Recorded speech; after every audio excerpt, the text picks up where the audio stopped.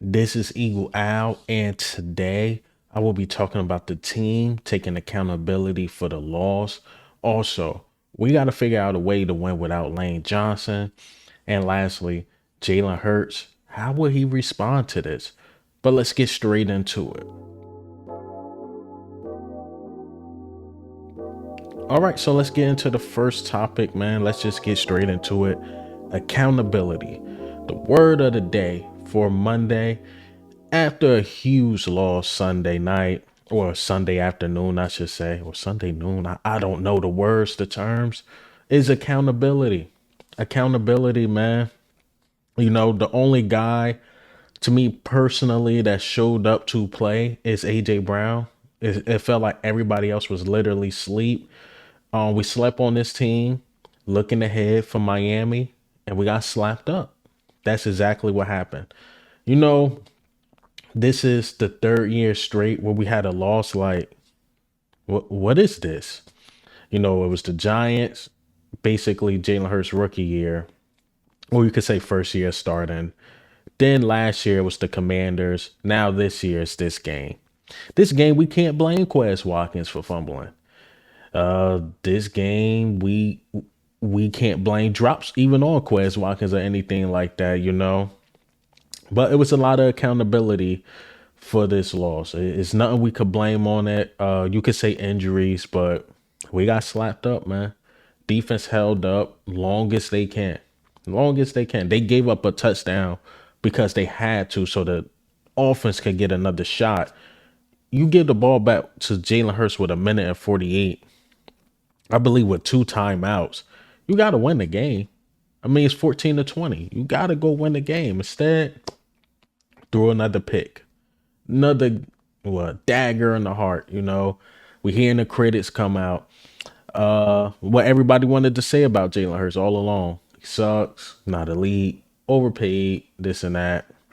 Yeah, everybody getting their stuff off. But I don't know. For the past 8 months, a lot of people couldn't get that off, but now they can finally let it out.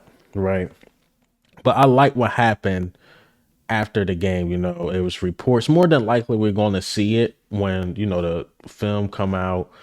The players talking in the locker room.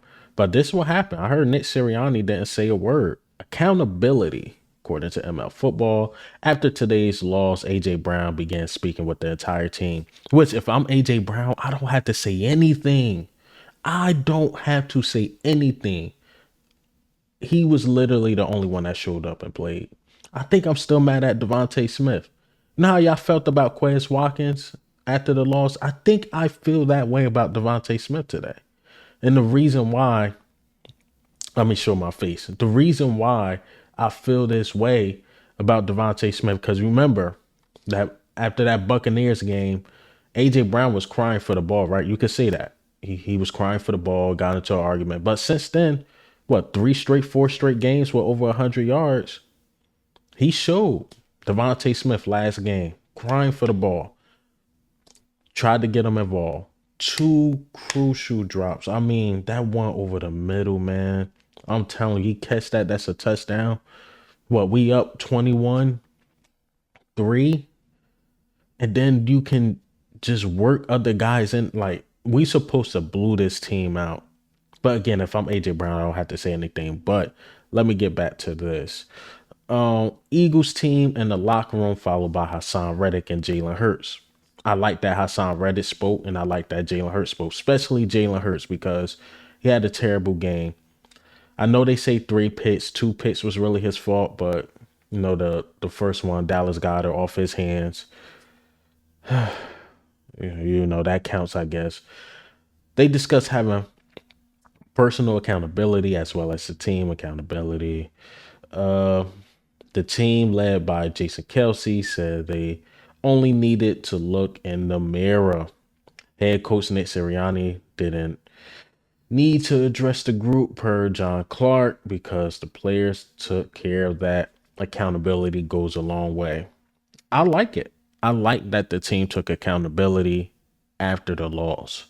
Even with AJ Brown, the Jalen Hurts, Jason Kelsey saying what he said, Hassan Reddick, which Hassan Reddick or AJ Brown didn't have to say anything. I think they brought their A game. It was just that offense, man. That offense was terrible to the play calling, to the players.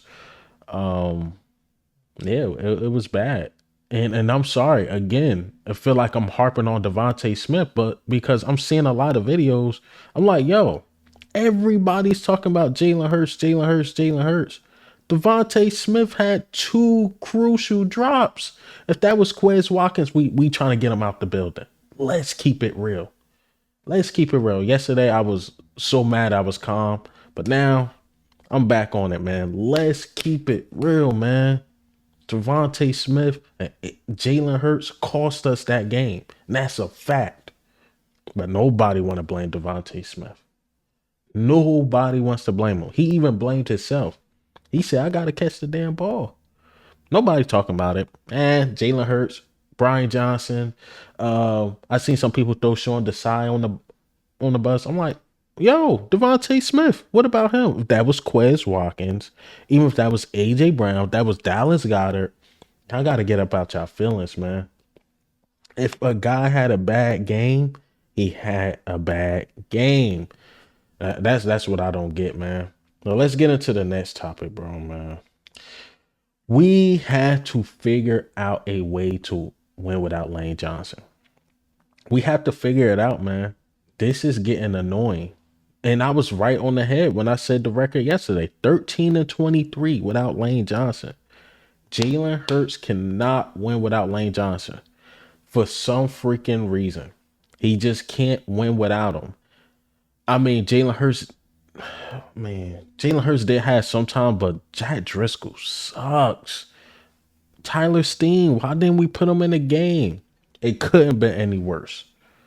It couldn't been any worse if we put in Tyler Steen. It could not been any worse, man. Jeez. Give the young kid a shot. I don't know why this team don't like playing rookies. I don't.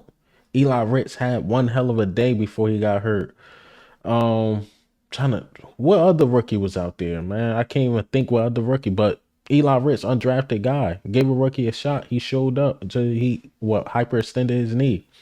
He said he's going to be okay. Yeah, now the big play Slade leaving talk stops now, don't it?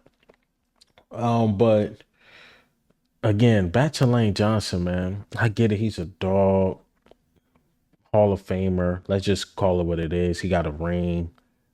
Best tackle, right tackle, all of football right now. Generational talent, can block your favorite defensive end, no matter who he is. We got to figure out a way to win without him, man. Because I'm hearing the X-rays came back negative, which is great.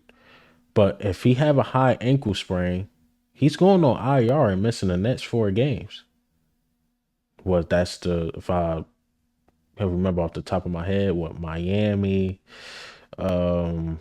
Cowboys, not in order, of course. I believe the Commanders somewhere in there who has a good defensive line. Is it the Bills or do our bye come up? Hell, we might get a bye. I think it's a bye. Then we got like the Chiefs or something like that. I can't remember the order. I'm sorry, y'all. But he will possibly miss the next 4 weeks, and we got to figure out a way to win. And I get it. And I feel Jalen Hurts. He couldn't trust his guy, so he kept bailing out and bailing out. But there was some time, like very little time, where Jack Driscoll held up because he got help from Kenneth Gainwell or any running back in the backfield. But man, we got to figure out a way to win without him.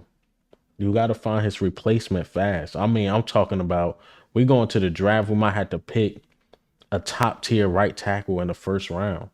That's how I'm talking, man. Real talk. And I'm not even saying Lane Johnson washed up or injury prone like that. But when things like this happen, it's a reality check. Yo, Lane Tom is almost done. We keep trying to find replacements for Jason Kelsey. You better find that replacement for Lane Johnson ASAP. ASAP. But let's get into the last topic because Eagle Owl. Boss is calling. Probably want him to start early. But last topic, man, Jalen Hurts response. This is what Jalen Hurts had to say after the loss. I've been here before. It's all about how you respond to it. And, I got a feeling how we'll come in and come in with some great intensity. And, some of these things, they build character. I say that all the time. It truly builds character. And so this team just has to respond the right way. All right. So you hear him, man. You hear him. It's how you respond to the loss. And let's see how we respond, man. And this is not like the past 2 years when we had fluky losses and then you play like the Colts next. Nah, you had a fluky loss and you got to play Miami Dolphins next, who's hot right now. So we got to win that game, man. We got to win that game. That this game really don't define our team like the Commanders game or even like that Colts game last year. I think this Miami game is going to define the team a bit. Going up against a legit team. To me, their secondary is not that good. I think Adam Thielen had over 100 yards. So I expect A.J. Brown to have over 100 yards again. But it's how we respond, man. How do we respond to the loss? Because again, Nick Sirianni and those dudes, even Jalen Hurts, can't hit us with, well, we're winning. No, you lost. Now, how do you respond? Because San Francisco's right behind you. We're going to see what Cowboys do tonight. Hopefully they lose. These other teams, man, look so beatable. I know a lot of people worry about the Bills and all that, the Chiefs and all that, but these teams look beatable. The best team I see in the NFL right now is the Detroit Lions. Like, the Detroit Lions look really good. Like, they look sounding pretty good, but they even got some losses. So, other than that, man, we got to pick it up, man. Got to pick it up. We can't skate by anymore. We can't skate by anymore. But hey, man, what do you think and how do you feel about the news today? Wanted to give y'all early morning one. And last night I was so disappointed. I watched the video. I'm like, this is probably one of my worst videos I made because I'm just going off the dome with everything. But this one felt more structure, more thought out. But man, this is Eagle Owl, man. I'm up.